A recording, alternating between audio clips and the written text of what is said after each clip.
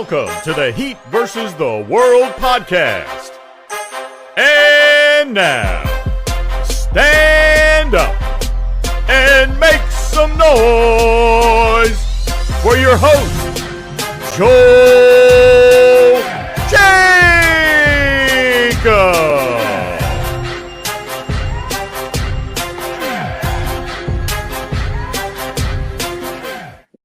What's going on, everyone? Welcome back to another episode of the Heat vs. the World podcast.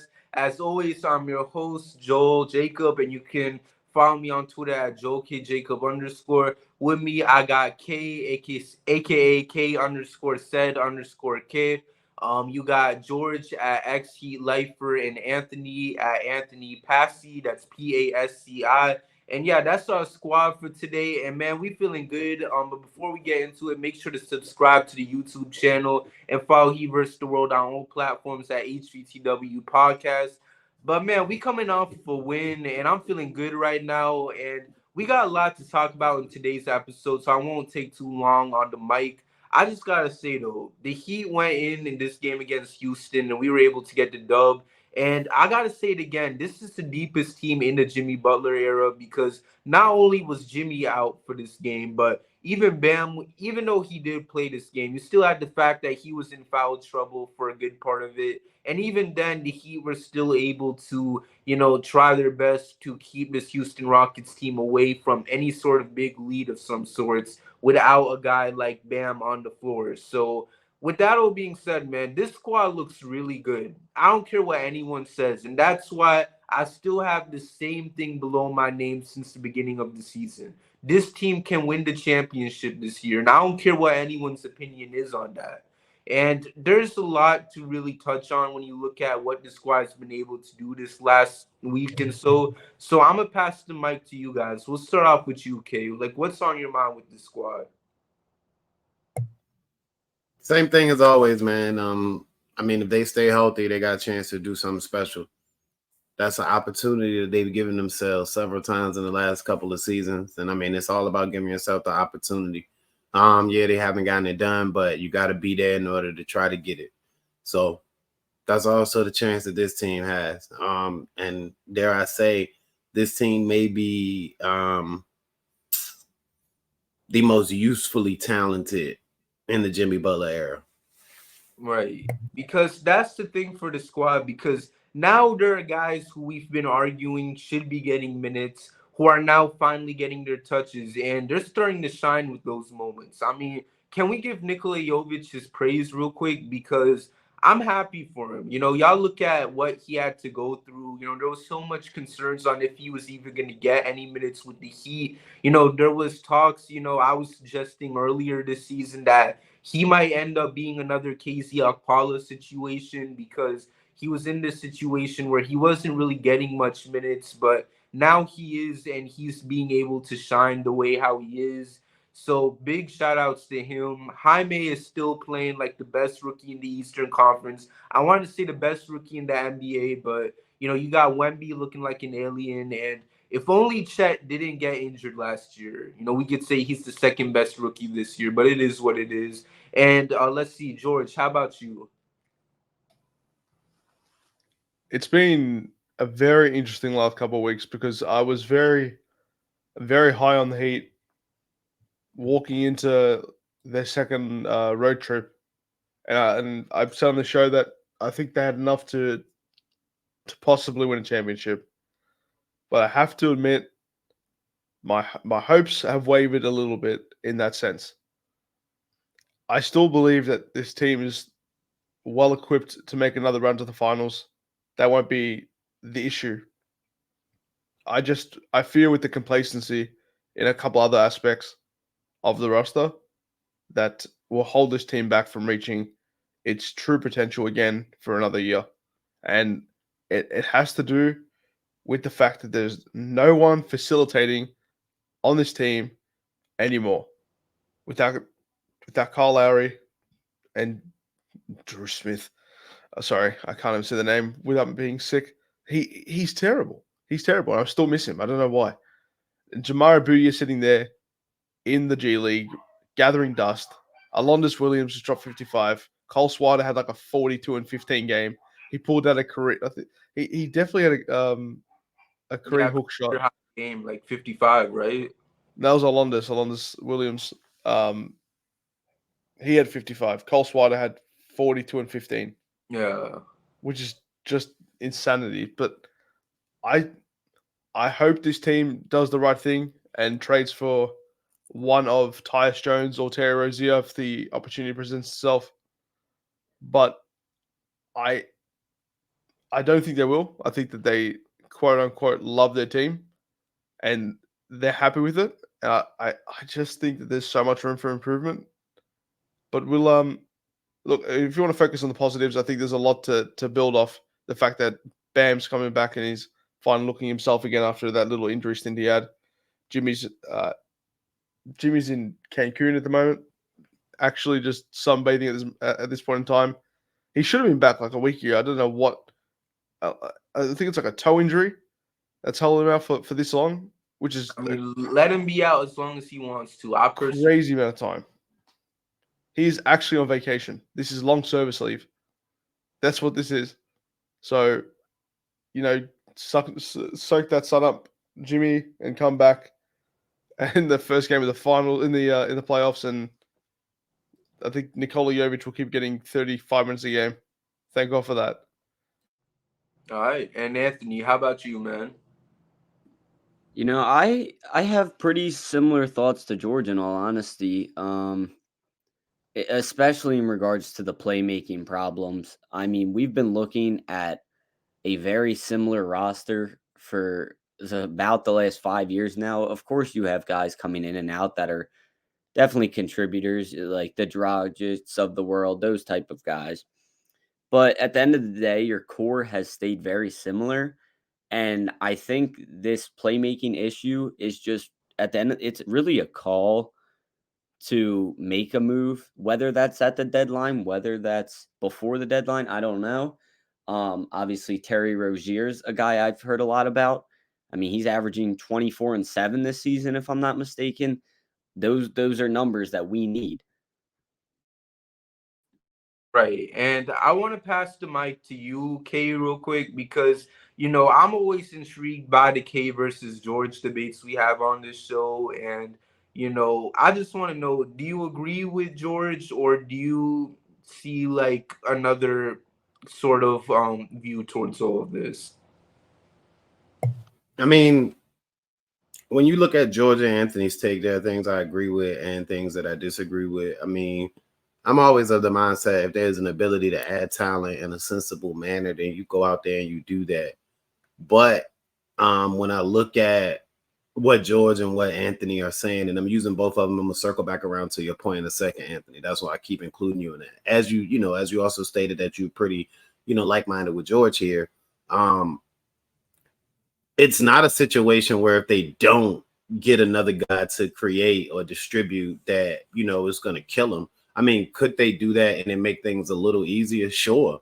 But if they don't, once Jimmy gets back, he'll do what needs to be done. Guys have to continue to grow and elevate into their roles. I actually notated it in the most recent game, the win over Houston. You see Josh Richardson starting to become more comfortable and empowered in his role, whether that be creating for himself or for others. And that doesn't always mean setting a guy up a la Jason Kidd. If you can get downhill and get into the center of the paint and create enough shots for yourself, eventually there are going to be plays to be made for others off of stuff like that. And that's kind of what we've been waiting on. Well, if you're looking in a manner that you're not desperate for a move, and not that I'm, again, not welcoming to a move, but not desperate for a move, you've been looking for something like that to develop, because obviously somebody, Spo and somebody higher than him, felt comfortable enough with what they had in that particular rotation to come into the season and say, let's rock, let's see if we can find something. And of course, as I said, if there's a move out there to be made, we'll welcome it if it makes sense. You also have to include Nico into that whole equation, because that's been a part of his elevation and his jumping to the forefront of the situation is his ability to grab and go. And that's going to eventually come to a point where you may even see them, put the ball in his hand once or twice a game at the top of the key and tell him, try to get downhill and kick it out. You know what I mean? Try to get downhill and drop it off the bam. as Coach Spoelstra actually mentioned after the Houston game, he really likes Nico's minutes when they're beside Bam. So you see that whole thing starting to develop. So, I mean, there are opportunities for other guys on this team to create plays and make plays. And as you mentioned, George, the guy that's in Cancun is the ultimate playmaker, whether that be for himself, whether that be for his teammates, whether that be for this team in the crunch time when they need him to go off in a series against the Bucks.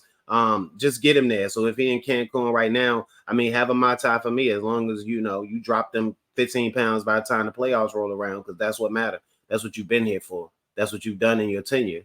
To all of that, Anthony, you brought up Terry Rozier, and that's a name that keeps coming up. And I wouldn't be mad at the Terry Rozier situation. However, it's not something I can see the Heat doing, because if you look at what he's owed over the next 2 seasons, it's $24 and $26 million next year and the year afterwards. Now, the last year is a partial guarantee, that $26 million, but you're still looking at like $40 million pretty much over the next 2 years after this one, whatever you had to pay in his remaining salary, which is like, you know, mid-20 something too.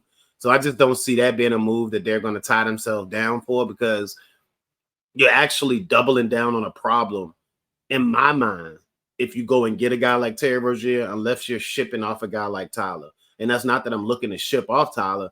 What I'm saying is, like, Tyler's thing is he needs to rock. But so does Terry Rozier when you're maximizing him. The guy you're trading for is a guy that has the rock, because LaMelo Ball hasn't been there, which is why, to that point, I said Charlotte has done themselves a disservice for a long time by trying to stash him in the corner or on the wing as a 2 guard, because he needs the ball to be his best self. So they're probably going to move him, but it's all about if you want to pay the remaining $50 million potentially, but at least $40 million. Let's see. George, Anthony, do you guys want to chime in? I don't listen to Kate anymore, so someone else can go. Kate and I argue way too much, then we'll get into it later on. But he did make some very good points, and I can't rebuttal them at this time. I need my notepad. I need to be able to go back to the drawing board to come up with a proper response. All right. Anthony, you? To Kay's point about Rozier's contract, that brings up an interesting problem that Miami has, which is they are in a very unique place across the league. Of they have essentially 2 rosters on their team in terms of eras, because you look at their younger guys. You got Nico, you got Jaime, you got Tyler, and you got Bam. That's your young core right there. But then you also have the group that's Kevin Love, Kyle Lowry, Jimmy Butler, right? So I think the Rozier situation depends on what Miami wants to do. It's time they make a decision whether they want to invest in their future or they want to go all in and try and win a ring with Jimmy, because it's become apparent that they can't do both at the same time, right?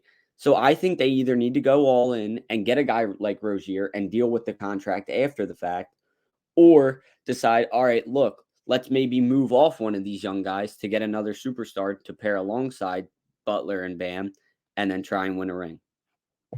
Quickly, and I know Alex popped in, so I don't want to take up too much time, but you make a great point, and that's kind of what sent me off, Anthony. Like, no, I don't think you want to mess with that, because what's going to happen next year? Okay, listen. What Rozier would be, what you're essentially speaking of, is figuring out if they want a bridge guy. A bridge guy that's also an impact guy, a guy that's in between both of those timelines, right? Exactly, yeah. Right. Okay. Well, if you go out for a guy like Rozier, you're going to have to move something seriously to get him.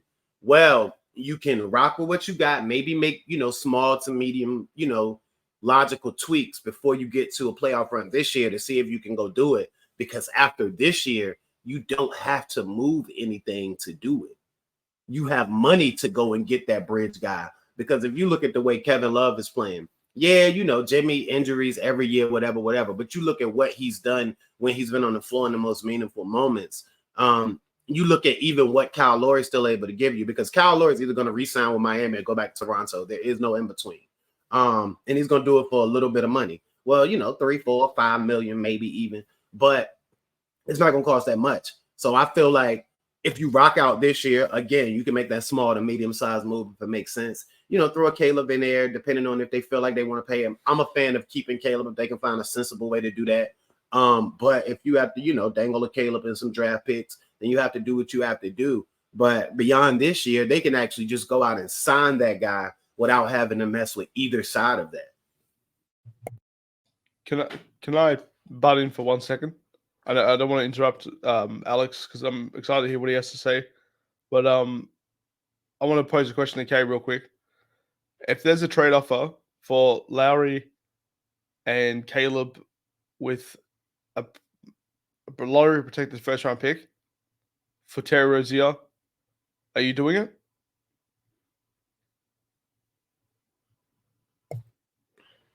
No.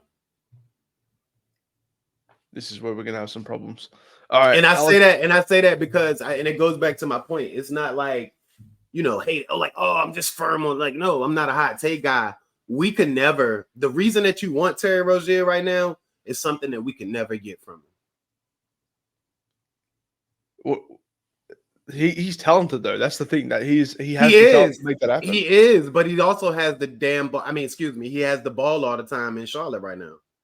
I don't want him for scoring. I want him for playmaking. Right, but he's not the best playmaker, but I mean, he's exactly. So now Kyle Lowry. Right. So now you're telling me we're going to trade assets and latch ourselves onto more money for just a simple step up.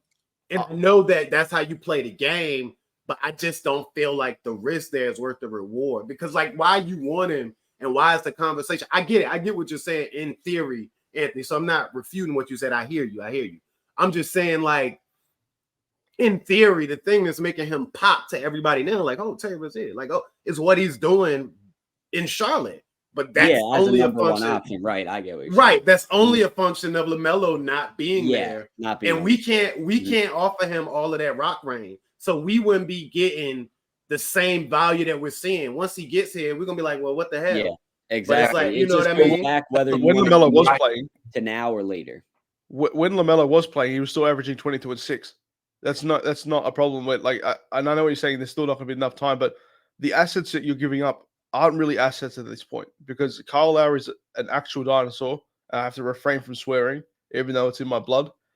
He's a dinosaur, and he has not done any good for the Heat on any major level at any point in time that he's been on this team.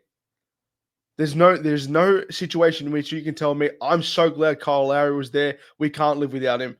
This is definitely something that Shabazz Napier couldn't have done on the $27 million less. Like, there's no point. You can tell me that. His selling point for the Miami Heat is he can stand really still and absorb a charge every now and again, and then also grab a rebound in 2 minutes in the third quarter when people think that he couldn't do it. That's his selling point. Caleb Martin as well. This gonna be crazy. This gonna be crazy. Hey, yo, pause myself. But the man got strong hands too. When you need a big, like, reach in or a big steal, or like somebody to just, like, make the play that's going to change the game where you think you don't have an opportunity to change the game at that moment. He's kind of been that too. Again, for $30 million, to your point, George, you want a guy that's going to shoot the ball more on a more consistent basis. Because when he do shoot mind you, one of the best shooters in the league this year, from a percentage basis, one of the top shooters of all time, of course. When he do decide he's going to shoot the ball with a little volume, then he has been effective, but he doesn't do that enough. So I get what you're saying, but he does a little more than you're saying he does too. He is built like Dr. Eggman. I don't want him here anymore. That is the fact. Like, for me personally, I just don't want to see his face ever again. He's ruining the Jimmy years. He really is. He's adding no value. He's, I don't want to make any analogies because I don't want to get misconstrued. Also, I'll just move on to the other piece that I was discussing with Caleb. Caleb is and will always be an opportunity type player in a system under Spo where he will thrive big time. Without Spo, he is going to be like his brother Cody Martin. It is actual born fact, and not just that. We just heard that according to reports that the Heat do not want to absorb any more contracts. They don't want to give out any more long-term deals. If you think Caleb Martin's not walking out of free agency with a 3-year, $15 million at least per $1 million deal, Sacramento will offer him $18 million. Just because they're about to lose Harrison Barnes. There will be plenty of people that were ready to take that contract up. There's no way we're resigning him.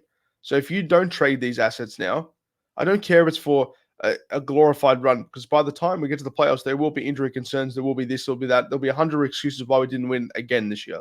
But if we can trade in for a guy like Tyler Rozier, who is at the peak of his power right now, who can get you, if you put him next to Tyler Herro, he's played off ball when LaMelo was there. He's a high volume, good scoring guard. And when Tyler Herro has his off games, he can pick up the slack. And I trust him to do that more than pretty much any other point guard that's on the market right now, or even rumored to be on the market. I want to hear what Alex say. But Alex has been sitting there quiet the entire time. Yeah, Alex, it is. I'm about bro. to have to interfere. No, Alex, bro. I need to hear from Coach. Yeah, because we like almost 21 minutes in this, and our brother still hasn't had a chance to say nothing. Alex, Bro, I think he fell asleep. What's up, y'all? What's up? Let's go. Give your point of view. I'm still at work, but I came in during the middle of the conversation. I'm hearing a whole lot of stuff about Kyle Lowry, a whole lot of stuff about looking for playmaking. So what was the original question? That's my first ask.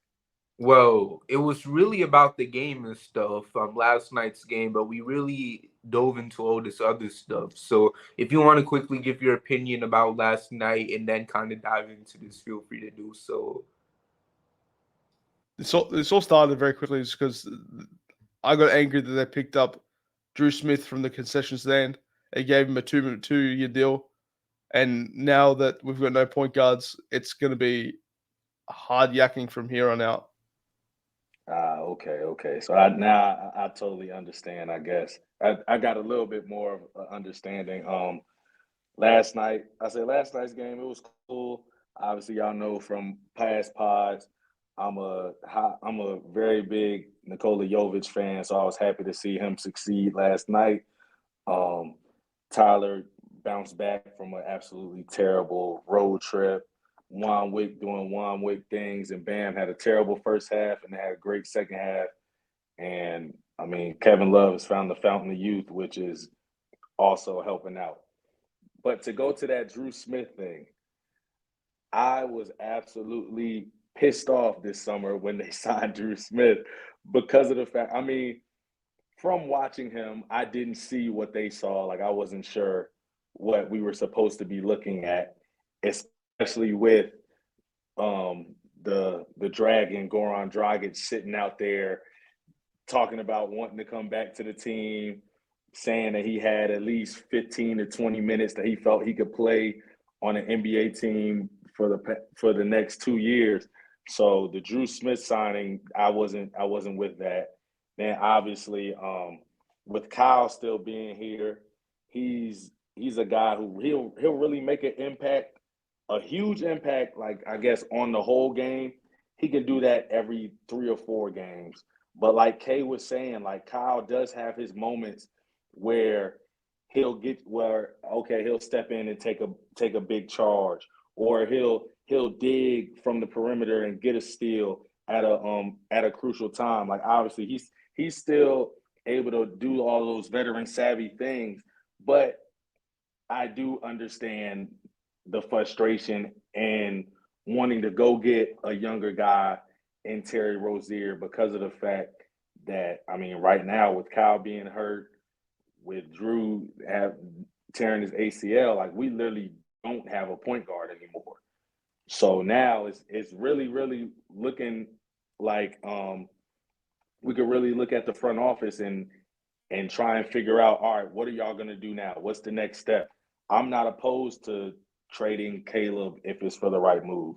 I mean, I told y'all in the chat before, I've been honestly trying to trade Tyler for however long he's been in the league. But that's besides the point at this moment, because of the fact that, like, right now, he can give us some type of playmaking. Obviously, when Jimmy comes back, Jimmy going to have to play make. Right now, we just going to have to do it by committee until we make a move. Like, that's how I look at it. All right. And I don't know who else is trying to add in on this, because I did have some other topics in mind. I wasn't expecting us to be in this 25 minutes into the episode. Anyone? Tyus Jones and Daniel Gafford for Kyle Lowry and a pick has also been rumored to go around. That's you know I what? like That's that. actually interesting Yep, because I like that. Could we throw we in? have got Could we throw in Thomas Bryant and send him?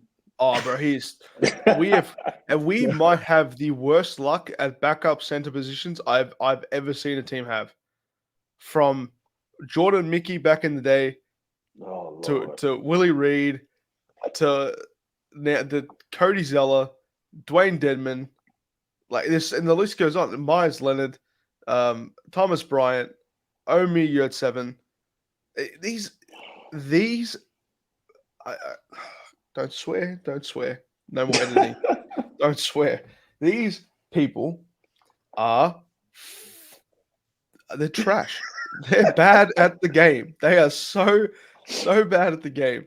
And if we could get a Daniel Gafford on this team, who, by the way, operates on like 22 minutes a game, and then they're playing some actual random the other 24, it is the weirdest thing of all time. And then he still garners 2 to 3 blocks a game. He'll get his double double. If you can get that and put that on the roster and to really fill out that sort of backup big man role, because Thomas Bryant looks like Bambi out there when he plays. It's I don't know what it is. It's like they've dedicated all of their resources to wing defenders who can try and shoot like Highsmith and Caleb, and also guard development like what they did with Gabe Vincent, because he was an actual nobody when he came into the league, but we turned him into a 22 point per game against the Philadelphia 76ers and someone like Kyle Guy. Shout out Kyle Guy, you're the GOAT. But how can we keep doing this? And Duncan as well. But they just don't know how to handle tall players. They really don't. And they dealt with Shaq, and they were like, Shaq was the complete package. We didn't have to do anything with him. And then every center until now has just been, unless your name is Bam Adebayo, it has been depressing. Hassan Whiteside was. We can't get into Hassan Whiteside. We don't have enough time for this.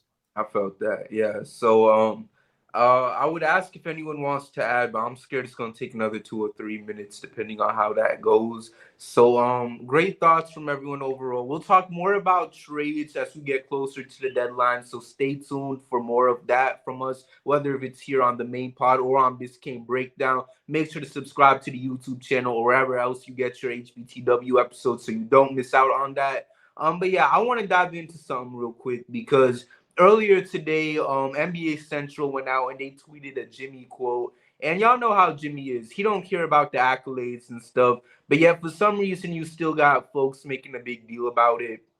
In case y'all missed it, Jimmy basically says that he doesn't care how much games he's missing this year because he doesn't care about the Defensive Player of the Year, MVP, or all them other types of accolades. So people are now trying to act like they care about Jimmy even saying this stuff in the first place. So you got him all in the comments being like, oh my gosh, he's so corny. Why is he saying this stuff? Oh, Jimmy wants to act like he doesn't care about it. This and that and that. I just want to say for the record, and y'all can add on after I say this, y'all need to shut up. All right, shut the hell up, because Jimmy's literally been like this the whole time. He doesn't care about any of these accolades. He's let it be known that he only cares about winning the championship. And y'all want to make fun of him because he doesn't care about this stuff. And I mean, I got no ill will against Jokic or players like him. But whenever he comes out and like shows zero care about this game and stuff, everyone loves to gas it up. And I'm not going to say there's certain reasons behind that because I'm not trying to start anything, any sort of convo. But it's so funny how he can come out here and have this whole attitude where, like KD mentions, all he does is care about FaceTiming his horses and all that other stuff. But yeah, when Jimmy is out here and doing basically the exact same thing where he simply doesn't really give too much attention to these types of accolades, y'all trying to call him cringe. And I don't understand it. Like last year, he gave that interview before the finals, and he said that he gave that Eastern Conference Finals trophy to his dad. You have folks losing their minds and stuff. Like, can y'all be so for real right now? Like, how y'all gonna tell that man what to do with that trophy, bro? If he wants to give it to his dad, let him give it to his dad. y'all will find a way to get mad at that dude for the smallest things imaginable. And that's why I need this dude to win a championship. Because all of y'all that choose to be on this man's nuts and continue to say all this nonsense about him, for some reason, y'all will find any sort of quote from this man to hate on him. And I don't care at this point because like I tweeted this on the main account earlier today. That man could tweet about a bag of chips, what his favorite brand is, and y'all would still find a way to hate on him. He could say his favorite brand is freaking Ruffles, and people gonna be in the replies talking about, oh, what about some Lay's, bro? This man's so corny or whatever. Like that's how it is with NBA Twitter. Most of these folks don't have jobs, so there's only so much I can say for them people. And I mean, all I want to say is I'm just kind of tired of Jimmy getting this type of criticism, which is why even then these folks still get on my nerves every now and then. I'm gonna try to digress though, because at the end of the day, like I said before, they're gonna find any reason to get mad at this dude. I just knew that I would hate myself if I didn't hop on this pod and say this. So there's that. But if you are one of them folks from NBA Twitter, I heard people from Wendy's or McDonald's are hiring. So instead of hopping on Twitter and typing all this nonsense, why don't you go pick up a spatula and try to make me a McChicken or something? I don't know. With that all being acknowledged, who's trying to go next? Let's see, Alex. I know we haven't gotten a chance to hear you talk more. Wow, I mean, that was very aggressive, but I respect it. I mean, like obviously you want your best guys to be available as much as possible. But with us, we're in a different situation. We want our best guys to be available when it matters the most. We like Spo says, most of the time we have enough to win because the Heat are just gonna play a lot harder and a lot tougher than most NBA teams. So with that being said, that'll get you more wins and that'll get you into the playoffs most of the time. And that's where we need Jimmy Butler to shine. So I'm totally fine with Jimmy Butler basically not being worried about missing games or not making the All-Star game or stuff like that. He literally doesn't care about that. And I honestly, I don't care that he doesn't care. The goal is to win it. Like, nah, because that man literally went to Italy the second NBA All-Star break started. He not like these other losers that go on Twitter being like, for real, y'all really didn't give me that spot. No, he does not care. And I understand someone like Bam would care because, he's trying to get his bag real soon with the whole NBA and stuff. And shout outs to him for that. But come on, y'all. Jimmy's already done everything he's needed to do, all right? He only cares about the Larry O'Brien trophy, nothing more. Sorry to interrupt you. You good. But with my just thought process in regards to knowing that, okay, this is our 5th year with Jimmy. Jimmy's gonna miss a certain amount, damn near almost 20 games a season. So with that being said, my thought process has always been, all right, find a guy who could be that second option to really be able to take on that role of scoring when Jimmy is out. And like I know obviously, I mean Jaime, he's Jimmy light, but he's a rookie, so we shouldn't have to rely on him as much as we've had to, especially over that West Coast trip where Jimmy didn't play and Tyler played absolutely terrible. Like those were the moments where I'm looking at the team, looking at the games, and I'm just like, dag, like I wish we had basically somebody better than Tyler in this moment. But yeah, I'm totally cool with what Jimmy said because, like you said, man, all we care about is trophies down here. Yeah. I mean, that man literally told Riles and Spo, I'm trying to raise banners up in here, bro. Like, we don't care about no friggin' what's it called, All-Star appearance, no Defensive Player of the Year award, none of that. And it's funny because I know everyone tries to jump on the Jim VP bandwagon, but that man does not care about that award. Like, we need to be for real with that. And then let's see. George, how about you? Let's try to make this quick because we do got to dive into this upcoming game for the Heat. What was the question? No, I'm trying. I am serious though. What is the question?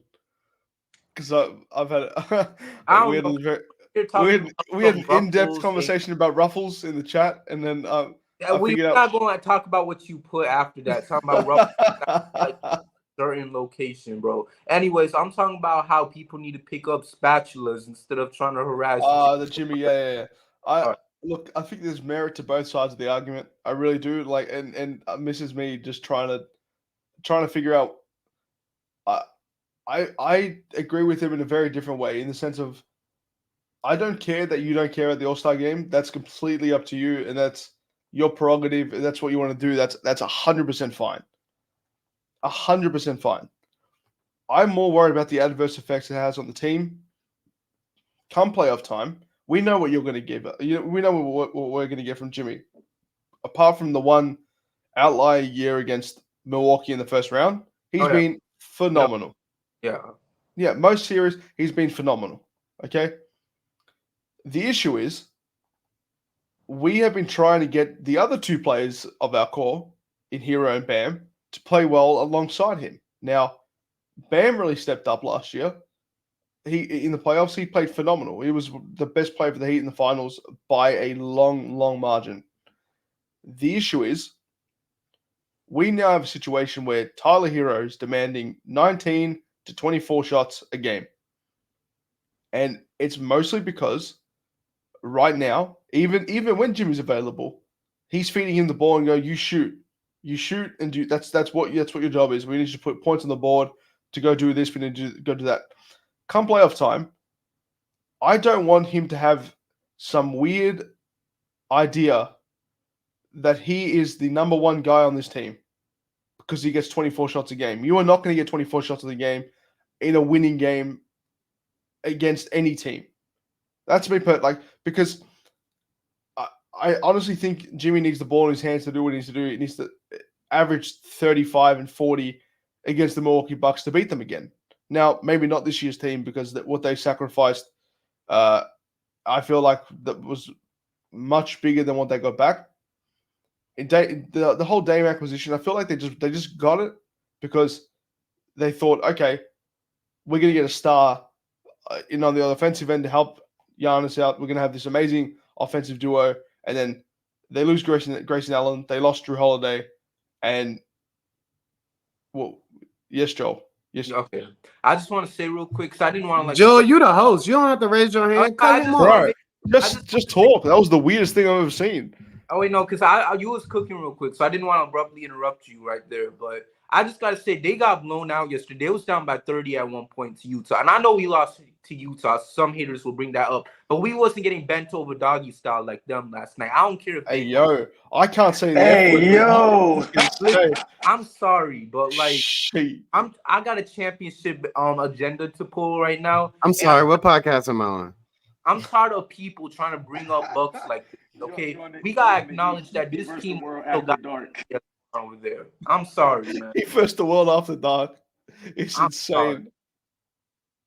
It's sorry insane. My folks hear this, by the way. It was AI. We're gonna pray for you, Joel.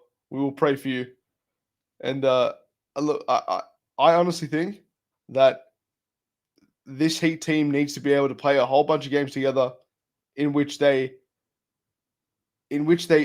perform like they usually do in the playoffs. I'm talking about situational wise. I need them to perform like real game scenarios. Now, the thing that's carried the Heat over the line over the last few years, the fact that we've had that many fourth quarter close games, and that's what wins games in the playoffs, because a lot of the games will come down to the wire, and we're just the better the better tested team, the battle tested team come the time. Now, if you're not practicing and if you're not playing like you should be in the playoffs, and talking about game style, like where Jimmy is the focal point, then Tyler Herro's game is going to suffer come the playoffs, because now he's expecting to get the ball for 22, 23 shots a game, and he's going to go down to 14, 15 shots, and then his confidence is going to get hurt, and he's going to average 9 points again. And then I'm going to be sitting here saying the same thing I've been saying every year, which was get him the bleep off my team, because he can't defend.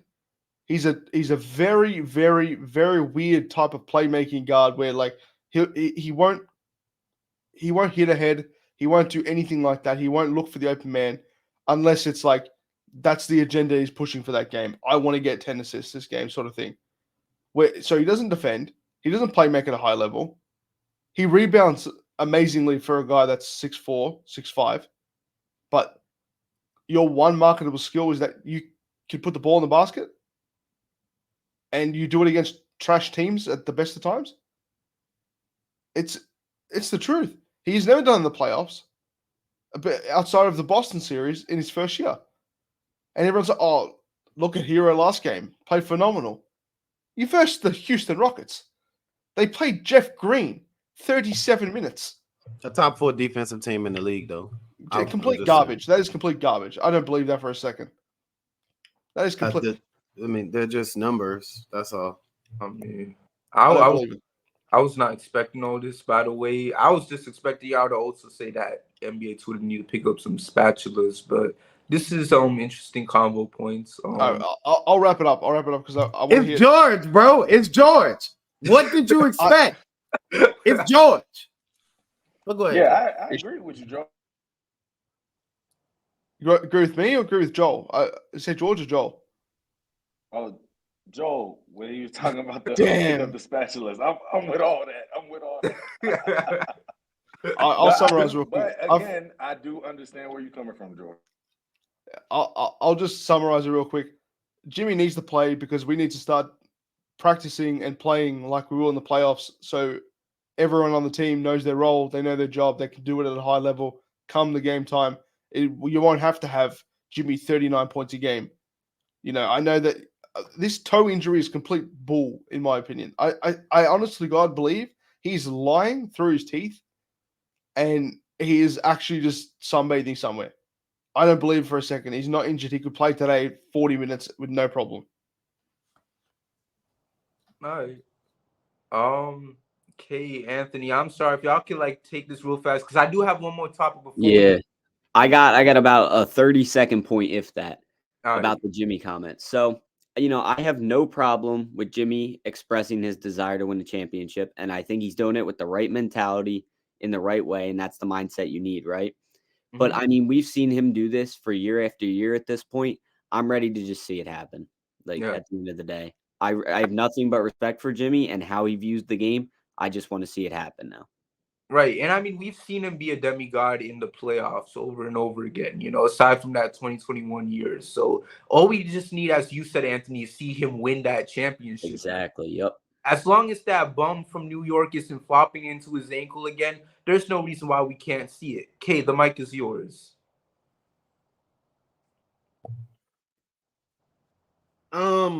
Listen, man.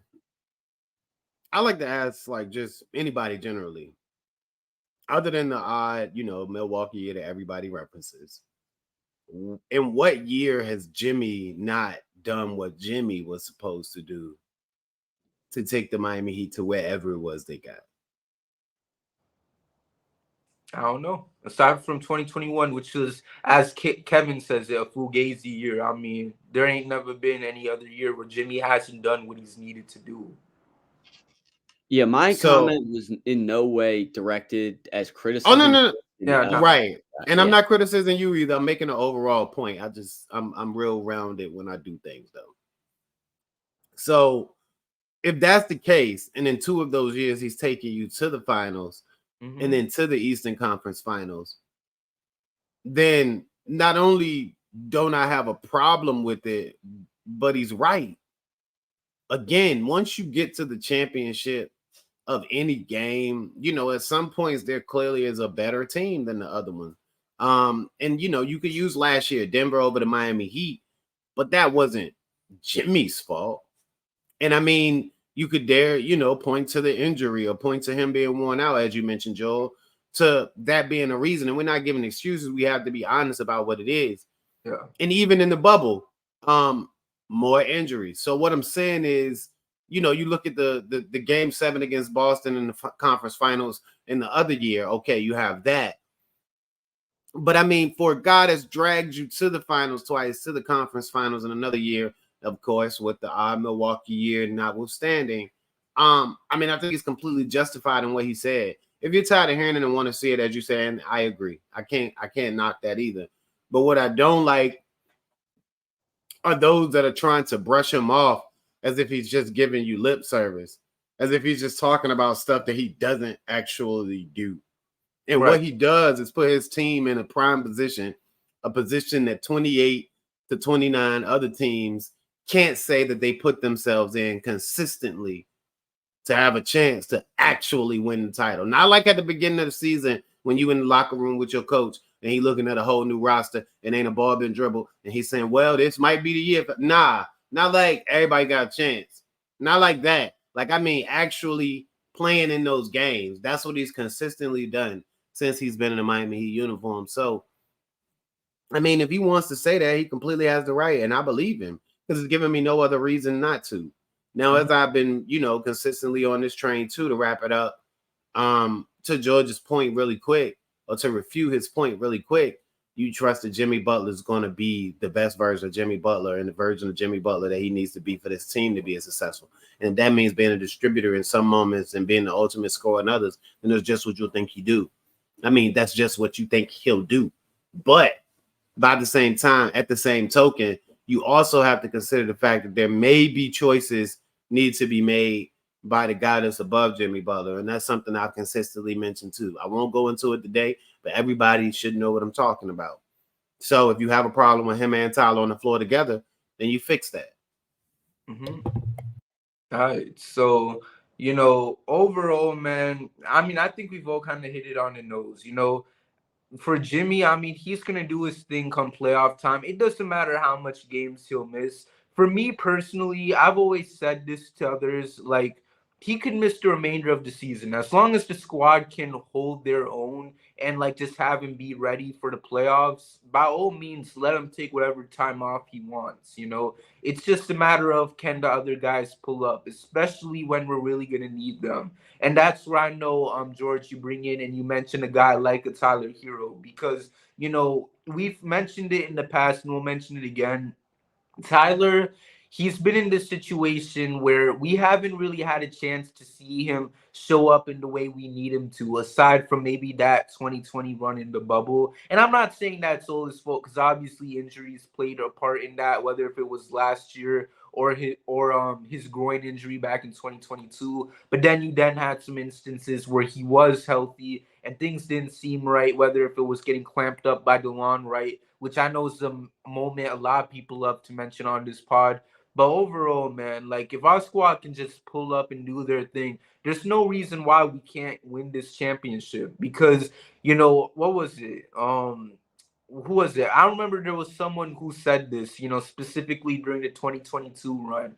And this was like on social media, and I couldn't agree more with it. It was the fact that Jimmy was in this situation where it seemed like he would be the best player for the Heat, but he wouldn't know who the second best scorer would be in that game they would go into come playoff time. And, we're seeing Bam take another leap in his game, having by far, in my opinion, his best season in the NBA. Tyler, I've never had really much of a problem with him in the regular season. It's going to be a matter of what he can do in the playoffs. And as you mentioned, Kay, earlier, if Spo is willing to make the certain decisions that's needed to help take this team another step, we won't go into it because we're already 48 minutes into this, and I don't want to have another debate when we still got 2 more topics left to quickly discuss. But yeah, overall, like I said before, this is the deepest team in the Jimmy Butler era. All I need is for our folks to show up when we really need them. Can we all get an amen on that? Or boo? Amen. All right, George. Amen. Boo. Okay, George. You know what? Never mind, because that's your profile. Next topic. All right. So real quick though, I want to talk about the Ringers top 100 thing, because in case y'all missed it, they got this thing where they drop that every year, and I'm gonna give y'all 1 minute to quickly spew what y'all gotta say because we do got to talk about this upcoming game. But yeah, Jimmy is 14. I think what's Bam's ranking? 18. 18. All right. So he's 18. Tyler is in the 60s. 68, and then Jame's 89. Yep. So there you go. Thank you, Anthony. So I just want to know, and also real quick to mention, in case y'all wanted to also comment on this, Derek White was also in this, and he's 35, by the way, if that blows any of y'all's minds. But then again, it is the Ringer, so there's that. Overall, I just want to know y'all's comments, and like I said, y'all got a minute to cook, and we'll start off with you, George. Your minute starts now. I don't need a minute. I agree with 3 of the 4 rankings. And Jimmy, Bam, Hame, very happy with their seeded. No worries with that. Jimmy may be a little bit high. In all seriousness, just because of the amount of games he's missed in the season. And even when he did play during the season, he wasn't that impressive. So, but you know what? I feel like due to pedigree, it's fun to put in there. Bam deserves 18, and you know anything higher as well is just a bonus. Hamed breaking the top 100 is fantastic. The Hero one, I'm a little bit surprised at. Now, anyone knows me knows I'm like not the biggest fan of Hero at the best of times, but to put him below Michael Porter Jr., who averaged, was it 17% from 3 in the finals?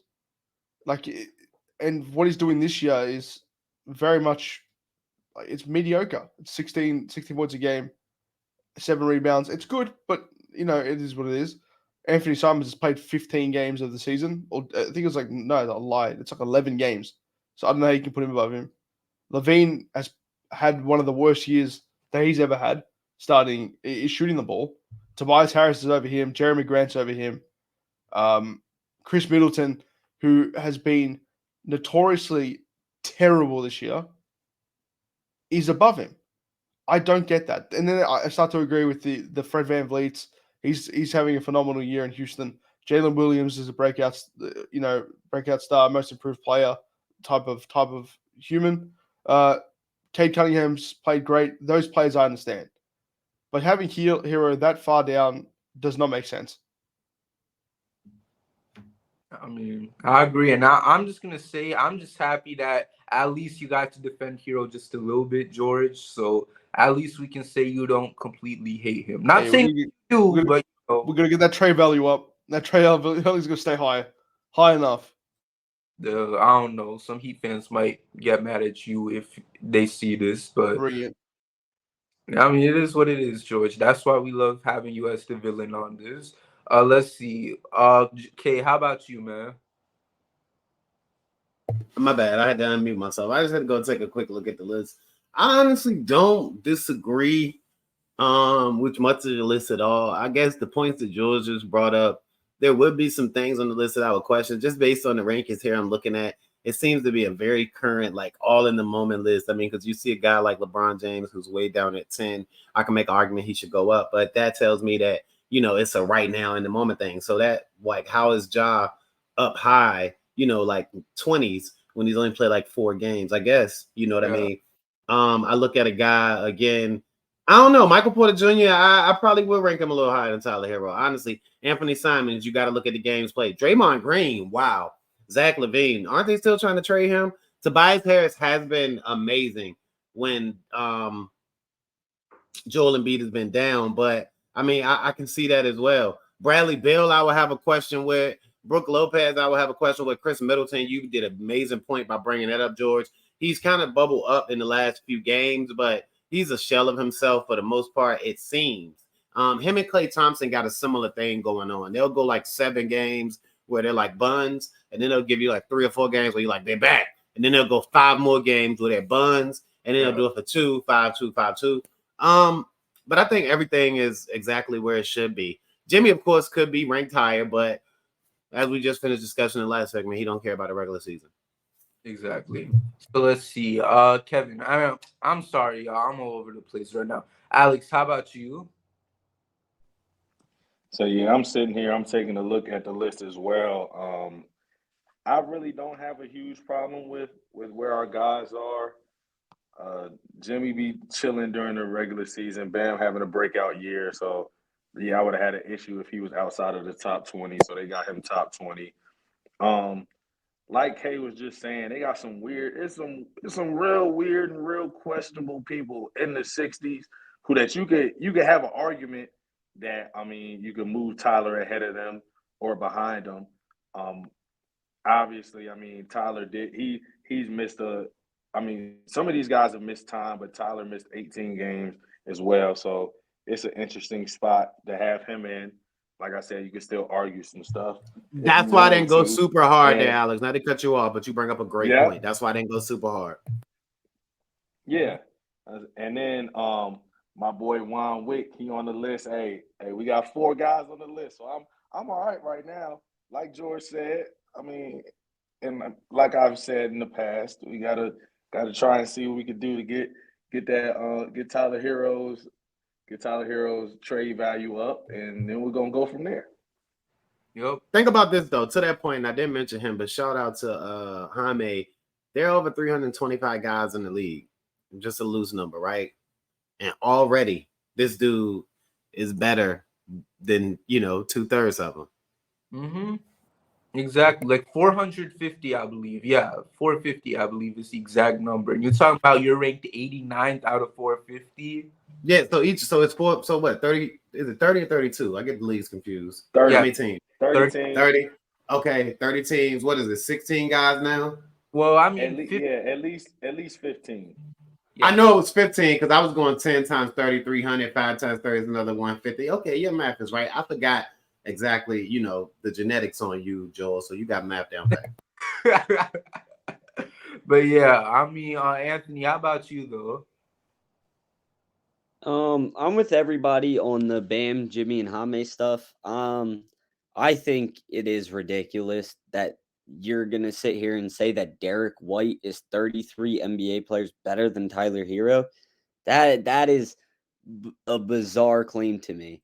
But I don't get too worked up about it because this is the same company or whatever website that had Kevin Herter ranked above Tyler Herro at the beginning of the season. Mm-hmm. So, when you look at that, it kind of damages their credibility in terms of ranking Herro. So that's all I got. Right. And I said this before the pause started. Like, this is a place ran by Bill Simmons and what's the other dude? Kevin O'Connor or something like that? O'Connor. Yeah, Kevin O'Connor. So, y'all know how it is with them. They ain't really messing with the Heat like that. Overall, though, I do agree with Jimmy's ranking, Bam's ranking. I do believe Tyler's could have been a little higher for the reasons you guys mentioned. But at the same time, I also acknowledge the fact that he's also missed a handful of games this year because of that sprained ankle. And to see Jaime, for them to give him his flowers, to me, that's something great to see, considering the fact that they was dissing him and his value when there was the whole Dame situation going on. Because as I mentioned before the show, like Kevin O'Connor was the same dude that said that Tyler, Jaime, and whatever else was going to be thrown into that package was going to be the worst deal Portland could ever get. So for someone like Kevin, who's from the Ringer, to come out and say that and then follow it up with, his own place coming out here and having a guy like Jaime, an 89th best player in the whole league altogether. That's such an amazing thing to see. So, you couldn't find a better way for him to be wrong about that. But overall, with that all being said, man, I do want to get into the final topic. Can I add something? Can I add something real quick on the Derek White thing? I did want to say something. Got you. And actually, Alex said something in the group chat. Alex said he'd rather have Derek White than Tyler. When you look at what Derek, when you look at what Derek, and like I said, I don't want to trade Tyler. I like Tyler Herro. I think he's still got a lot more room to grow, and I think he's a future. So that's not what I'm saying. What I'm saying is, I'm not going to disparage Derek White's ranking because, as I mentioned, it's a right now thing. And when you look at the Boston Celtics, he might be their second best player this year from a consistency of production standpoint. Like what he does is he knocks down the three, he attacks, he plays both sides of the ball, and he can be your main creator. I'm not gonna say I would rather have that's going a little far because like I said, I like our guys. but I will ask this question. No, If you swap Tyler Herro and Derek White, if you put Derek White for this Tyler Herro team, then everything that you guys are saying we're missing is kind of filled. He's a point of attack guy. He can play the point. He's knocking down the 3 ball. He can score efficiently. He could play with Bam or Jimmy. He's 29, so he is that bridge guy. Although you lose one of your young guys, I mean, that's also your thing, though. The fact that we're comparing a 29-year-old guy with a 23-year-old guy, that automatically gives Tyler a few rings up as well. But I mean, you know, I'm not upset with him being ranked that high because he's balling. He's absolutely balling. Right. So overall, man, I mean, like I said, you know, there was a lot of interesting spots with the ringer. Overall, like I said, I'm sorry, last thing. You could have took 5 points off of him, though, for that haircut he got. That's the only thing I got. I'm glad he finally shaved his head, though, because it was time for him to let it go, man. I don't know, man. Like, I would rather have seen like half of his head exposed up under his fro than like the situation he got going on now. Because it's like he be looking real weird, man. I mean, like he got like it's like a baldy fade, whatever. No, that black and white photo still haunts me to this day. The one where he's staring directly into the camera, and it is. Oh my gosh! It is terrifying. It is properly terrifying. All I gotta say is, y'all ever watch the Proud Family movie? Love it. The one where they go to the island. Yeah. Y'all remember them peanut people? Yes.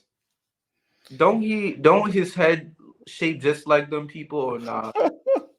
I don't know. The resemblance is uncanny. Above my head. I'm sorry, guys.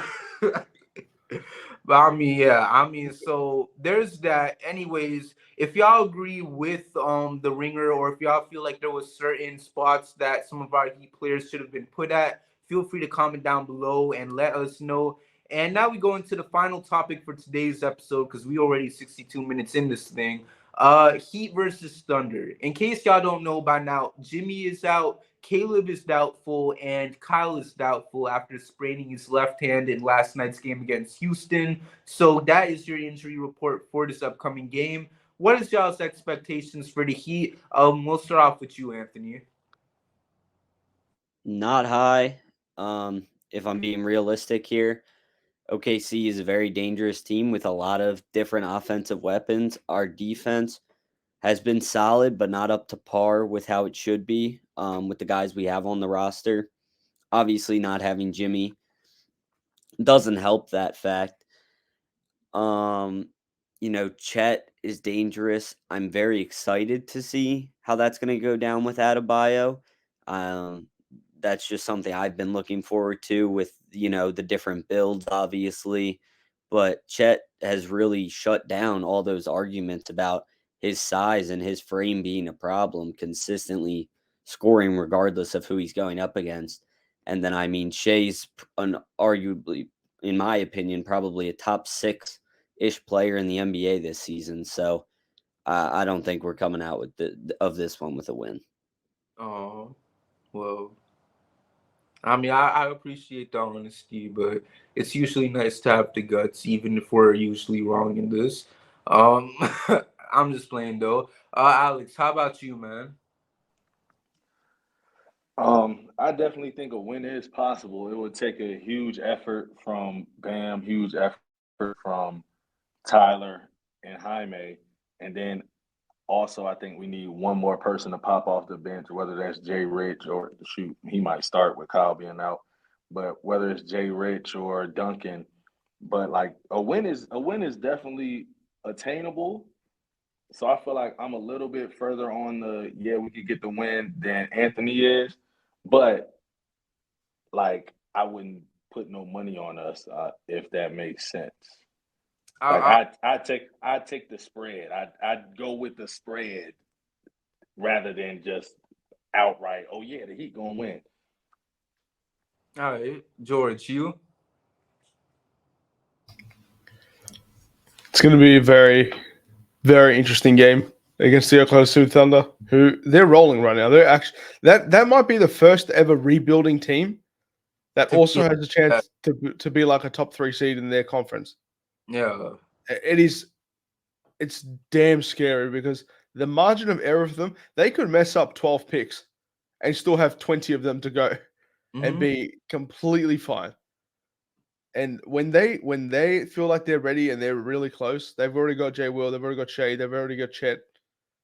If they want to go out there and Lou Dort as well and say, okay, I want to put a star next to this, next to this core, doesn't matter where it is, someone next to Chet, someone next to Shea, they could literally just go up there and go, okay, pick of the litter, because no team is saying no to 6 first-round picks. Yeah. If they want Desmond Bane, they can get Desmond Bane. If they want Jason Tatum, if he says he doesn't want to be in Boston anymore, that's the team that he's going to, because there's no one else who's going to match their offer. And if they want Bam to put next to Chet, they're coming. And Pat Riley will say no to every offer because he is my GOAT. And I love Bam Adebayo more than life itself. He is the guy who brings me the most happiness on this team. And if they ever trade him, I will throw hands. I will fly there and throw hands with whoever says yes. All right, because I was about to say, like, we not going to talk about Bam being traded. Oh, hell no. Hell no. Bam is the highest upside potential of anyone in the NBA, in my opinion. Right. Kay, how about you, man? Listen, Oklahoma City Thunder are 10-6 on the road this season. In the last 5 games, there's something like 3-2. But their last 3 games have all been on the road, in which they're 2-1. They lost to the Hawks, they lost to the Nets, they beat the Washington Wizards by about 8 points, and we're the end of a 4-game road trip for them. Not only, am I going to have the guts, but if I, can count on anybody to come up with a game plan to stop the opposing team's best guy, it's Eric Spoelstra, especially when he got Bam Adebayo as his fulcrum. We beat the Thunder by like 7 points. I like that. And I'm going to say we beat the Thunder too, because like I've said many times in the past, this is the deepest team in the Jimmy Butler era. So, yeah, we don't got Jimmy. We might not have Caleb or a Kyle Lowry, but our depth is going to step up and we're going to get this win, because that's what the deepest team in the Jimmy Butler era does. They find a way to get a win even when the squad is not at full strength. With that all being mentioned, said, and done, does anyone have something they want to throw in before we close this episode out? All right. So, all right. Okay, I saw you unmute real quick out, so I didn't know if he was going to say something. Oh, no, I was just going to say no. Got you. All right. So thank y'all so much for tuning in to today's episode of Heat vs. the World. Make sure to follow all of us on Twitter, K@K_set_K, George at XHeatLifer, Anthony at Anthony Passy, that's PASCI, and Alex at _Coach Lewis1. And make sure to follow Heat vs. the World on all platforms at HVTW Podcast. Make sure to like, comment, and subscribe, man.